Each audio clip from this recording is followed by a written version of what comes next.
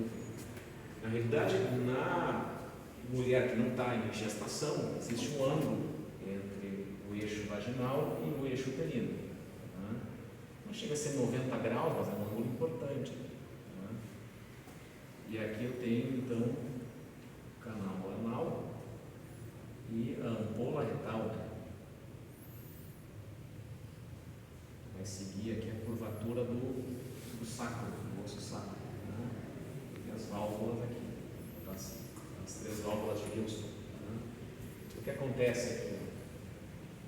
Vou botar o peritônio assim. O peritônio, na realidade, considerando que tem a bexiga aqui, vai ter um recesso peritoneal também entre o útero e a bexiga. Recesso vésico-uterino. Continua aqui o peritônio. E ele vai fazer um recesso também aqui, entre o reto e o útero. Certo? Pode ter inclusive uma alça de jejum aqui. O ilho, né? O ilho, provavelmente, porque é mais inferior, ocupando esse espaço. Mas geralmente é um espaço virtual, né? Na realidade, essas 2 lâminas de peritônio então acabam ficando unidas uma contra a outra. Mas se alguma coisa fizer pressão ali, vai abrir, vai se abrir esse espaço. Não tem uma adesão, uma fibrose entre elas. Então, essa região aqui, a gente vai chamar isso aqui, tem um nome específico para isso, né? Uma região que a gente vai chamar de fundo de saco. E aqui tem um nome específico para esse fundo de saco. Esse exatamente, né?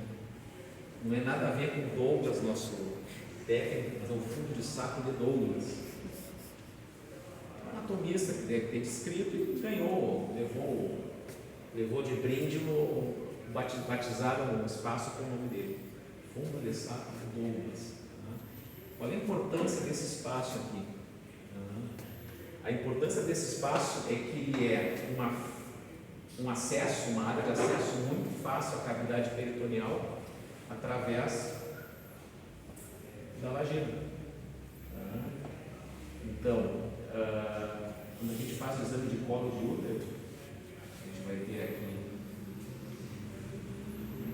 o fundo da vagina, o colo do útero, digamos que a mulher esteja aqui nas pernas para casa. Essa porção posterior, o colo de útero, vocês vão ter na aula disso, vocês vão ver que ele se prolonga, ele se estende para dentro da vagina, ele é saliente dentro da vagina, na realidade. Então a gente vai ter por toda a circunferência do colo do útero como se fosse um pequeno fundinho de saco ali, chama-se fórnice. Então, pelo esse fórnice posterior aqui, se eu funcionar a parede vaginal nesse espaço, eu vou entrar então nesse recesso peritoneal, no fundo do saco. Então, por exemplo, a pessoa faz um exame ultrassônico, uma ecografia, e mostra que tem líquido livre peritoneal. E esse líquido acaba entrando, né, nesse fundo do saco, até por questão de gravidade, né, ocupando esse espaço. E o obstetra, o ginecologista, tem que coletar esse líquido. Daqui a pouco uma suspeita de lesão tumoral, por exemplo, é importante coletar líquido peritoneal para mandar para análise, ver se tem célula cancerígena, então ele pode usar esse espaço aqui, né, essa distribuição anatômica para fazer a função desse espaço, do fundo de saco. Vocês encontram esse nome do procedimento, da função aqui, em qualquer livro. Mas a origem do nome é muito interessante, do exame para fazer. Porque em francês, esse espaço aqui chama-se cul-de-sac. É o nome em francês desse recesso peritoneal. O nome bonito é recesso reto uterino. O nome que a gente encontra bastante também. Recesso peritoneal reto uterino, mas ele se prolonga até praticamente a vagina, aqui, o final da vagina. Mas o nome em francês desse espaço é cul-de-sac. O nome do procedimento em língua portuguesa, culdocentese. Então, apesar da gente não usar o nome em francês, cul-de-sac, o nome do procedimento continua utilizando a nomenclatura original em francês. Né? Pudocentese, exatamente essa função. E o útero retrovertido, como é que ele fica junto com o fundo do reto? Porque ele vai estar para trás daí. Vai, retrovertido, ele não é comum na realidade, mas existe também. Né? Ele tem uma projeção posterior.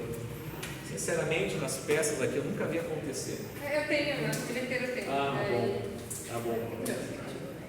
Porque eu vou morrer, tem que ir pra cá. Não saberia te dizer. Aí o obstetra que se vire para fazer a posição. Deve ter alguma questão técnica que ele modifique para poder fazer, se for o caso. Ou daqui a pouco a posição do reto inviabiliza o exame. Sim. Do reto do útero, pode ser que inviabilize o exame e não te permita fazer. Aí vai ter que pensar de outra maneira.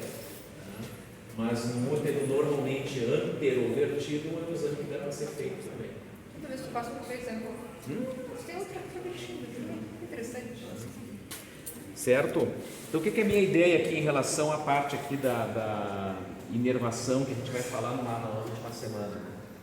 Aí essas peças aqui, eu vou pedir para o Douglas separar, porque aí a gente faz a revisão de toda a musculatura junto, porque na realidade esses nervos e artérias, eles têm uma relação muito direta com as saídas das inervação também. Tanto as artérias como os nervos, veias também, obviamente. Eles têm que para alcançar muitas vezes a região perineal e acaba tendo uma relação muito forte aqui com a musculatura. Mas o importante aqui, eu acho que o Gustavo deve ter comentado, é pelo menos a musculatura do diafragma pélvico, tá? Que são 2 ou 4 músculos.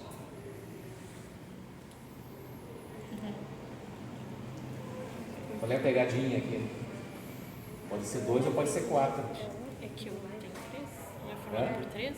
Não é? Uns são feitos de 3. Aí tu pode botar os 3 num só, que é o levantador do ânus, ou tu pode colocar os 3 separadamente. E tem um que não faz parte do levantador do ânus, que é o músculo coxígeo. Vamos ver se a gente acha que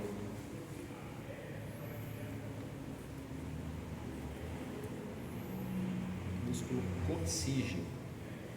Então, se a gente for muito direto, né? Quais são os 2 músculos do diafragma pélvico? Músculo coxígeo e levantador do ânus.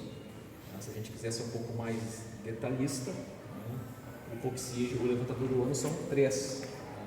Vocês lembram do nome?